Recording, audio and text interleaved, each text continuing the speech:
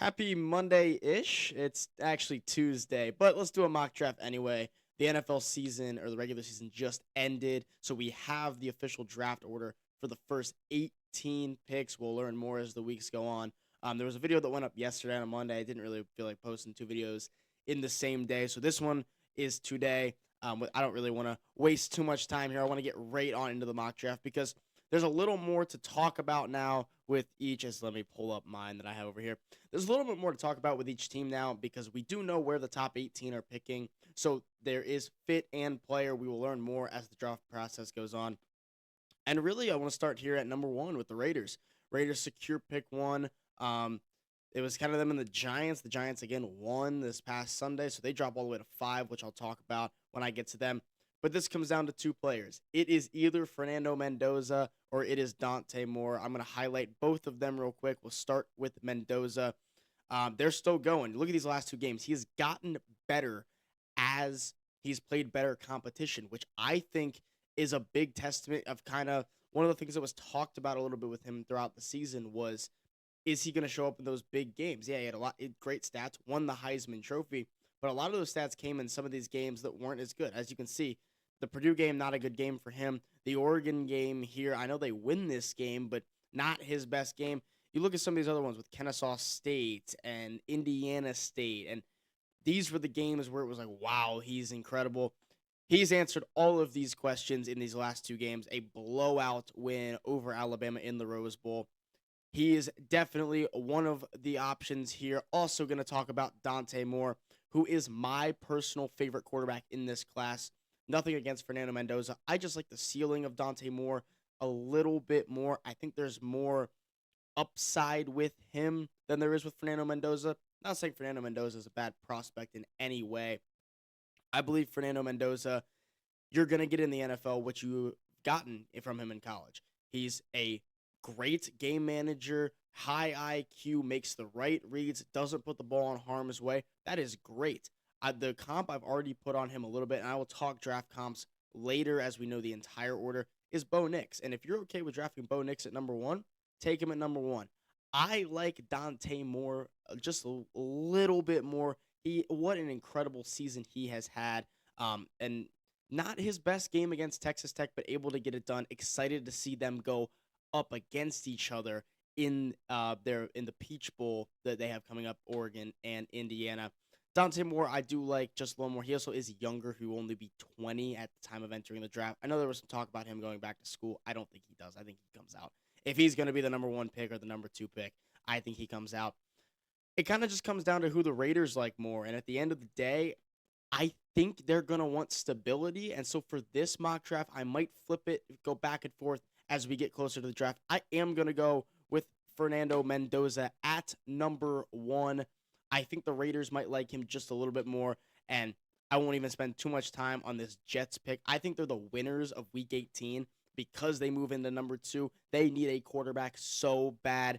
They're not going to move up. I don't think they love one more than the other, but they get a great second pick here with Dante Moore, the quarterback out of Oregon. Like I mentioned, I like him a little more. Both these quarterbacks I think will do fine in the NFL. I think the ceiling is just better for Dante Moore, which funny going into a system that has historically not developed quarterbacks. You look at Sam Darnold, Aaron Rodgers looked like he was done in his career there. Justin Fields regressed after showing some promise last year with the Steelers. Think it's very interesting with Dante Moore going there, being as young as he is. But I do have that as the pick. At three, the Cardinals. They just completely lose out. They fire their head coach, Jonathan Gannon. Um, the Raiders and Cardinals, the only team here in the top six that didn't fire their coach is the Jets with Aaron Glenn only in his first year. So yeah, interested to see if he gets Dante Moore, what he can do with him. Cardinals at three, they need help everywhere, especially on that defense. I think Ruben Bain is the best defensive player in this class. I am changing my mind on that. I had Arvell Reese ranked higher than him. Nothing against Arvell Reese. Arvell Reese has played fine, but Ruben Bain has taken it to another level, very much like Abdul Carter did last year in the college football playoffs. Ruben Bain has had the same kind of production and on the national stage. It is going to boost him up in this draft class. Interested to see, though, I know they need quarterback. There's no quarterback that is going to go third overall.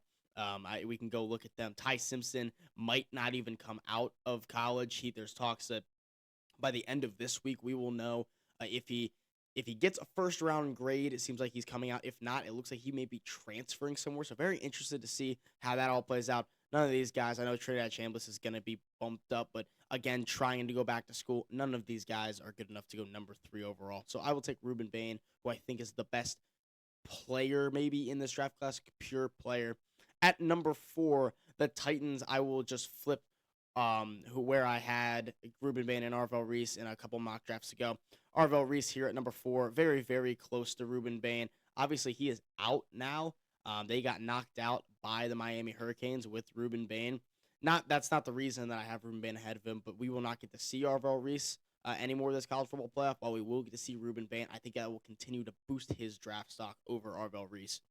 At 5, the Giants. This is kind of the perfect spot for them. They really don't need any of these guys. They don't need a quarterback.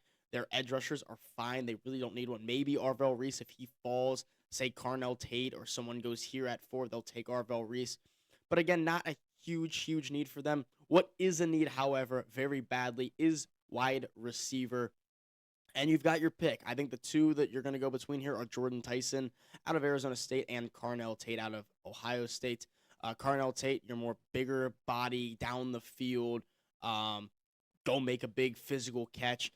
You look at Jordan Tyson, not the same build. He is very big, but plays more of the I don't want to compare him to Jamar Chase because Jamar can go down the field and make a catch, but more middle of the field, you're going to get him on a deep dig, but has some injury concerns. And that's a reason that I think they're neck and neck, but because of some of these injury concerns that have been lingering with him, I'm going to take Carnell Tate here at number 5 to the Giants. They don't need any more injuries. Obviously, they've had guys all year long get hurt. Jackson Dart's been banged up all year. Cam Scattaboo goes down. Malik Neighbors was out for the year. They would like a guy that is very reliable being on the field. I know Carnell Tate missed a couple games this year, but not as much as the lingering injury history as Jordan Tyson, who I have only falling one spot here to the Browns. They also need receivers so badly. Jerry Jeudy has regressed from his seemed like breakout year last year. Cedric Tillman has been a nice addition for them. Harold Fannin Jr. has been great at the tight end position. They really need a good receiver, though, to go play on the outside opposite of Jerry Jeudy and go make big plays for them. Jordan Tyson is that guy as long as he can stay healthy. At number 7, Washington. A bunch of different ways they could go. As you can see, there's a lot of needs here. Tight end, I flirted around with the idea of having Kenyon Sadiq going here. Absolutely love him. So excited to see what he does against Indiana because this is a guy who you can see flying up draft boards, much like we saw with Tyler Warren last year. Didn't end up going that. I'm just going to go the best edge rusher that I think is still available. It is David Bailey. This is the pick I'm going to have here. Absolutely incredible. Obviously, he is out now after losing to Oregon, but that defense is incredible, and he is a staple in that defense, along with Jacob Rodriguez, who I do not have a first-round grade on. I really like Jacob Rodriguez, but not NFL translation-wise. I could see him as a good get down the board maybe for one of these teams, but I'm not bumping him into the first round just because of one great year from him. I don't know. I feel like I'm lower. I feel like I'm higher on him actually than most people are. I think there's a lot of people that don't even have him going anywhere. I think he's probably a day 2 pick, either in that second or third round. But David Bailey, after transferring in and just playing the one season at Texas Tech, has been awesome, and he is my pick there at number 7. At number 8, I'm going to flip this around a little bit. I'd kind of been going the same route with this, but I'm going to be fun with this. I toyed around with this idea in the last mock draft.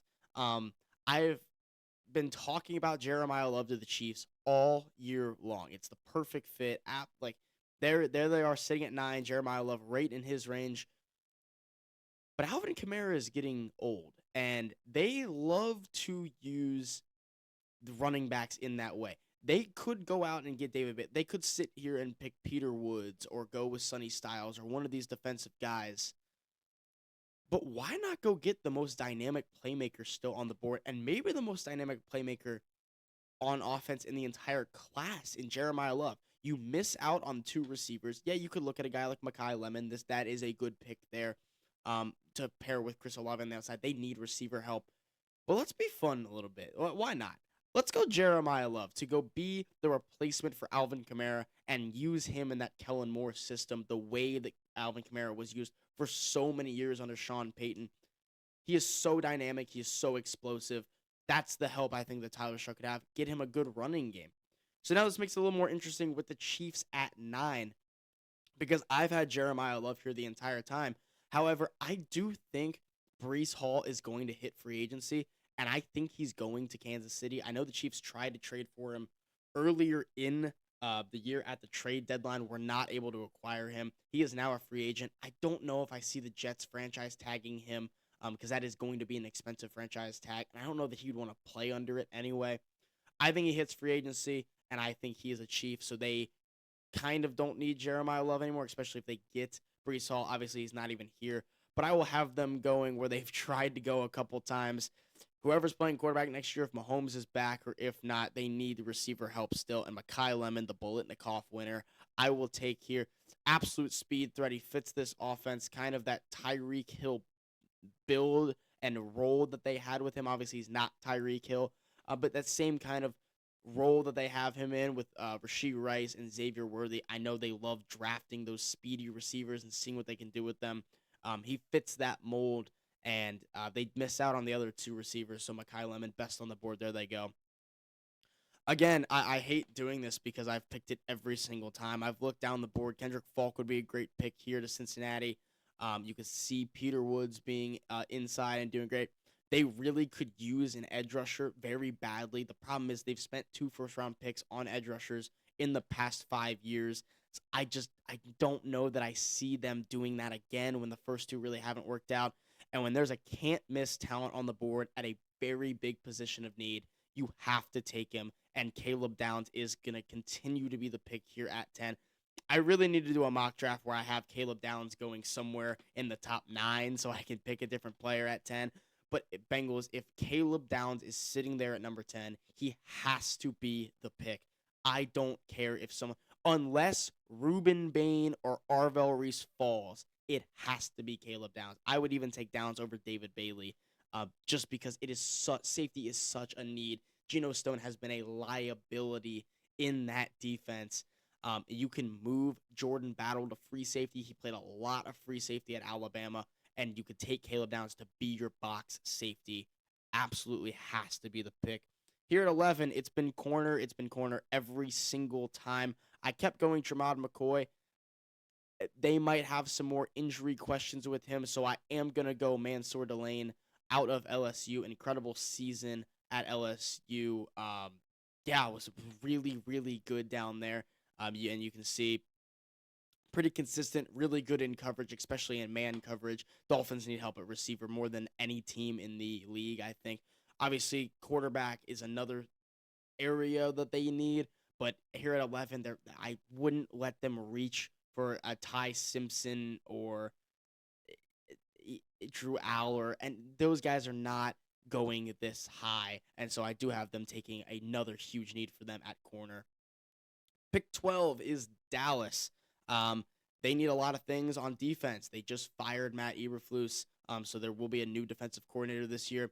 And why not have an absolute captain in this defense with Sonny Styles? Can do everything. Literally can do everything. He can get after the passer if he needs to. He is incredible in coverage, was a former safety before moving the linebacker. Great in the run game, can kind of do it all. That's really what they need. He is a Swiss Army knife. Him and Arvell Reese are both kind of in that same build of the Swiss Army knife guy.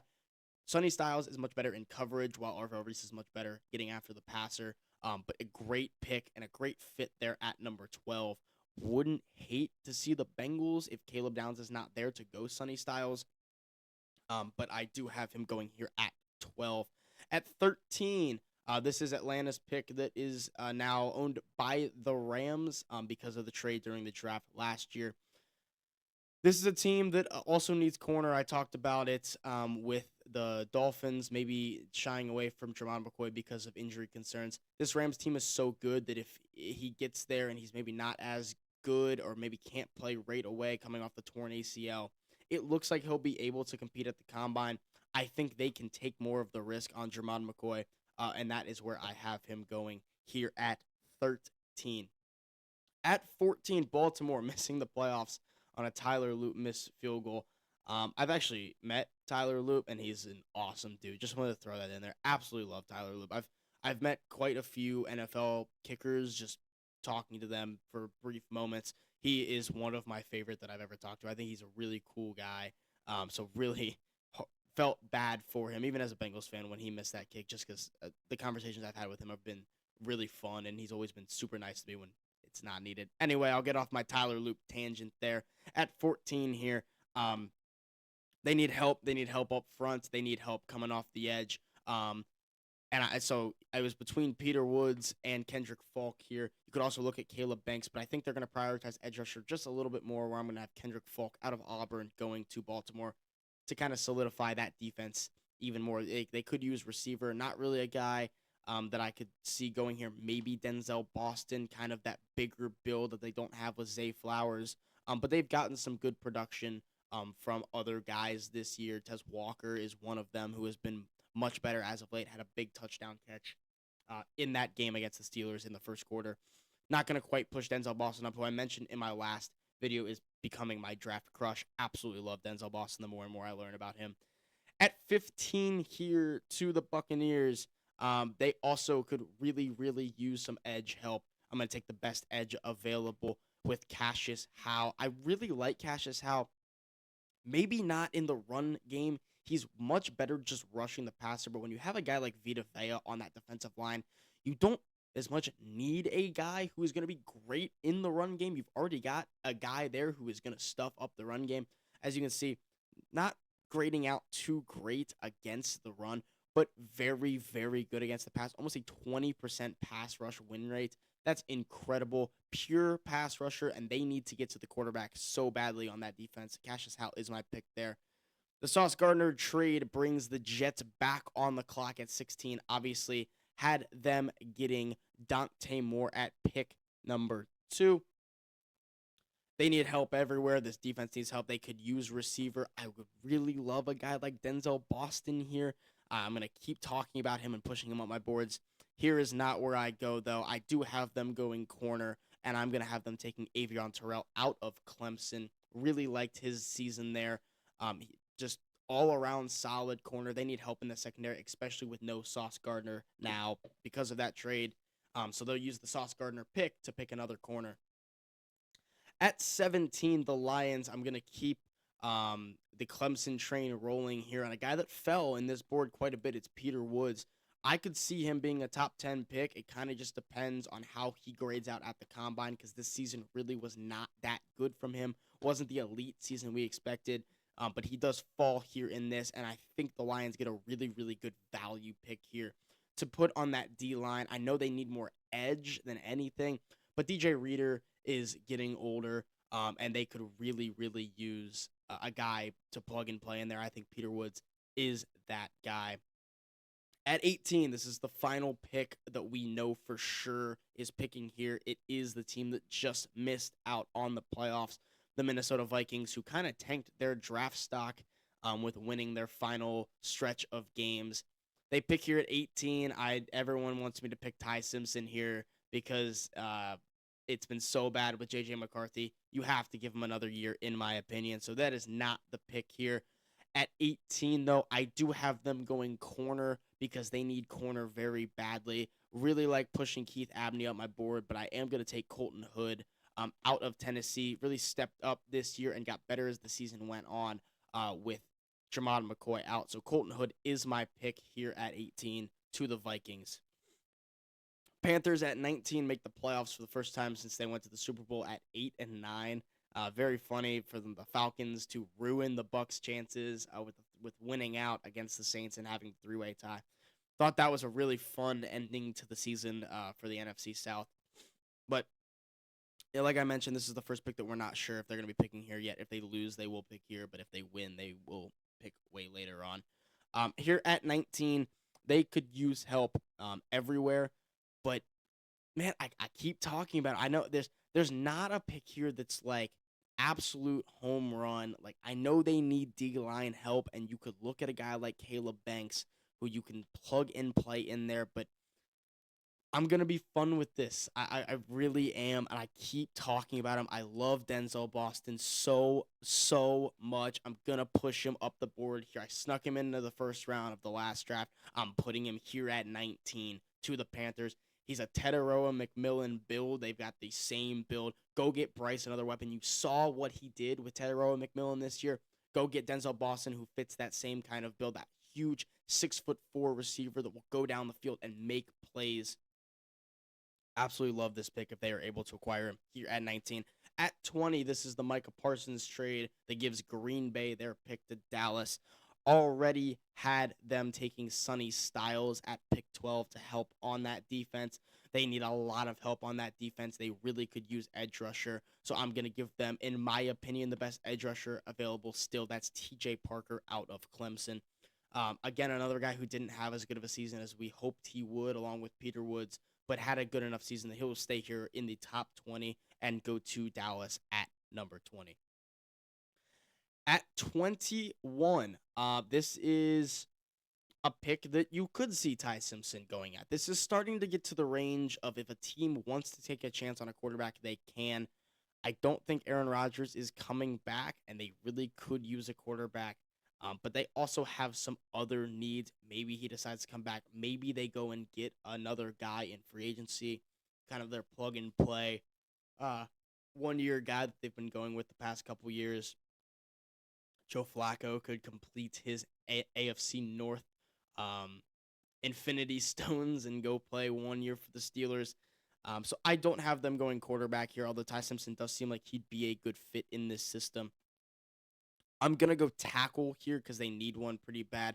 Spencer Fano has been my top tackle, but Francis Muaga has played so well. Has a little more versatility that you could push inside if need be. But I am going to continue to have Spencer Fano as the top tackle just because I think he sticks at tackle better than Francis Muaga goes, which, by the way, I only have going one spot later here because the Chargers really need to upgrade that O-line and more interior. Moaga is able to kick inside. I think he profiles probably better inside at guard. And they really need it. They've got Rashawn Slater and Joe Alt at tackles. They need a guard, and I think Francis Moaga will fit perfectly for the Chargers there at 22. At 23, the Eagles. I noticed, funny enough, I was going to make this pick before I saw the team needs get updated. Uh, Dallas Goedert, he's a big part of that offense, but not any younger. They could use help in that tight end room, and I think we have a great tight end on the board at with Kenyon Sadiq from Oregon. He is so good. I love him. Absolutely will push him up my boards. Could see him going even higher than this. Love the fit there. I would love to see him in that offense and how they're able to use him, much like they used Dallas Goedert there. At 24 to Buffalo, this is a lot of ways they could go here. I've kind of mentioned that with a lot of teams. Wide receiver is definitely a spot I could see them going. Casey Concepcion's still here. If Denzel Boston falls here, this would be good. Not sure what you're getting with Keon Coleman. He just on the field it's fine, but off the field he's got so many issues. Would love to see them go receiver here. I do not have them going receiver. They also could use linebacker, and I'm going to give them one of the best linebackers in this class in C.J. Allen. Absolutely love him out of Georgia to fit in this defense and kind of help them get back to the good Bills teams had a great defense to go along with Josh Allen being Superman on offense. Would love to see that defense get better, and I think C.J. Allen helps them do that. Bears at 25. They are the 2 seed in the NFC. A lot of ways they could also go here. I'm going to have them go interior D-line, though, with Caleb Banks. Kind of plug the nose there. Huge guy at 6'6", 330. Going to be a big-time run stopper. You see the grades here. Maybe not as high as you would expect them to be. I think he plays better than this against the run. Just again, only played 3 games this year, so not a whole lot to judge him on. Maybe a little more developmental here, but I absolutely love him for stopping the run and a good fit here in this defense that could use help stopping the run. At 26, the Niners, lots of ways they could go as well. Corners, a big one for them. I could see them going. It says safety on here too, but safety, there's not really a safety here that I want to push up that much. Look out for Bray Hubbard down the board. He won't go in the first round, but he will be a later pick who I really really like. Also a big Earl Little Jr. fan. Kamari Ramsey is also very very good. There's not a safety here that I'm comfortable going. So they need guard, and I will go Vega Iane out of Penn State. They could really use help interior. They could take a tackle as well. Trent Williams is old. He's still great, but old. And they right tackle has been a mess. But I will take what I think is the best O lineman available still and give them Vega Iane out of Penn State. At 27, the Texans could use help in the interior. That defense is so good. I would love for them to go offense here, but there's not really a pick to them that makes that much sense. They could go Caden Proctor and try to fit him in that offensive line. I had that last time. I'm not going to do it this time. I'm going to keep the Ohio State pipeline going. I know CJ Stroud is down there.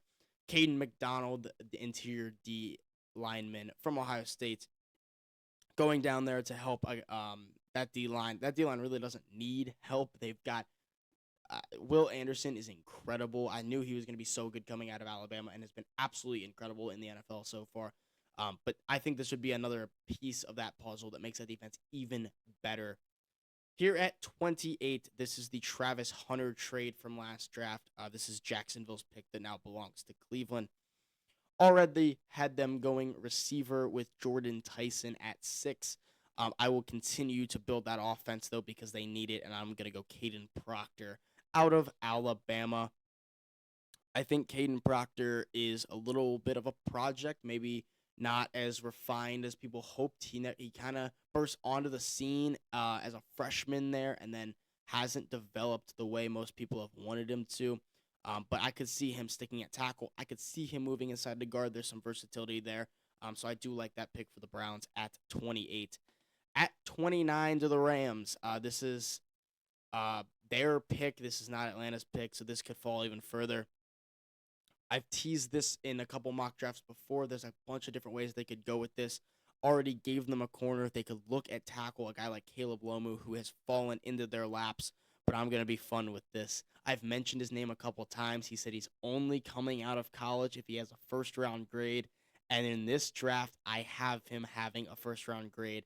Ty Simpson, quarterback of Alabama, going here to sit behind Matthew Stafford until Stafford retires.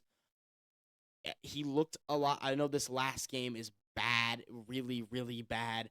But against Oklahoma, looked good, looked completely fine after a rough start. Got hurt in the Indiana game. You could tell he just wasn't right. There's something there. You've seen flashes of how good he can be. And I think a team like the Rams, where he can sit behind Matthew Stafford and learn that Sean McVay offense, I think it's a perfect fit for him. And I think they take a chance that he could be their next big-time quarterback at 29. At 30, the Patriots, they have had an incredible season. Drake May has been so good. Let's go get him another weapon. Casey Concepcion out of Texas A&M. Speed demon, absolute threat down the field. Good on punt returns as well. Punt and kick returns. Was pretty bad in their playoff game. Didn't look right. Got hurt. I won't blame him too much for that. I think he'd be a good fit in this offense and getting Drake May some more help. At 31, Denver, lots of different ways they could go. This defense has been so good. They really need offensive help, but there's not anyone really here that I would take a shot on. Maybe one of these receivers you could see going here. A guy maybe like Chris Brazzell, who I've put here before. Maybe a guy like Jeremy Bernard could sneak in. Chris Bell. I don't see Elijah Surratt going this high. I'm not as high on him as other people are. Very well could be receiver. And I had them going not receiver, but I think I'm going to change it here and go receiver. Omar Cooper, another guy that you could see fly up here. Zachariah Branch had an incredible year this year with Georgia after we saw him break out at USC. Transfers to Georgia has been so good. A lot of ways they could go here. I had them going Anthony Hill Jr., the linebacker out of Texas. This is where I had him going. I really want to get him in the first round, but I think I am going to change this. I think I am going to end up going receiver here. And let's just go with, I think, my favorites on the board. It might be Jeremy Bernard. It seems like they could use more of a deep threat down the field guy, though. Chris Bell not as high on as some other people are.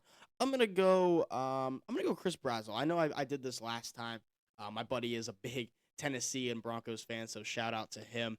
But I will continue to put that. I will play around with that pick a little more. I did really like Anthony Hill, and I've talked about corner here a lot, and I had Keith Abney here quite a bit. I am going to change this because I do want to get Anthony Hill into the first round. There's my linebackers. I really do like Anthony Hill. He's been really, really good at Texas, has been a leader on that defense. Maybe not the big year you were hoping for with him, but is very, very good. Could see him sneaking into the back end of this first round. And that's where I have him going here at 32 to the Seahawks. Here's my final mock draft. I will kind of put this up on the screen. So you guys can kind of see if you're skipping through the video and you want to see where I had your team pick. Here are all the picks. I'll actually even zoom out a little bit so you can really see every pick. There's the full mock draft. There is my third mock draft. The top 18 picks are set in place. We will learn more as the playoffs continue to go on. If there's anyone in this draft that you would like to see me include in next draft, or any opinions you have on who maybe your favorite team should take or shouldn't take, let me know in the comments down below. If you enjoyed this video, make sure to like and subscribe. It helps me out a lot. Leave a comment what you want to see me talk about next, and I will see you next Monday for another mock draft. Thank you for watching this episode of Let's Talk Football. If you enjoyed what you heard today, make sure to like and subscribe. Also, comment down below with what you would like to see me talk about next. If you enjoyed this video and you want to see more just like it, click on the video right now to see my last episode, and let's talk more football.